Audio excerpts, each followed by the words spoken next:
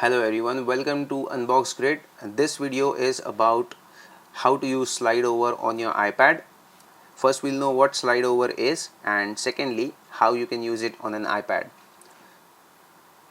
So this works on all the iPads. So this one which I have is an M1 iPad of the first generation of silicon processors, and they should work on all the iPads provided they are on the latest OS, which is like 17 or 15 somewhere.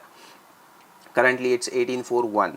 So what is split view? Split view is something which helps you in multitasking. For example, I say I am on the App Store and now I want to use the split view. So what happens in split view? At the very center you will see three dots at the very top. You need to click those, and there when you click on split view, it moves the application or slides the application on one of the corners, and it allows you to open another application. Say I want to write something, so I'm using Apple's Freeform, so I click that application and automatically it splits the screen in two. This is similar to multitasking on Mac or Windows as well, and this is how you use split view. So now if you again want to go full screen on either of the applications, how do you do that? There are two ways to do it.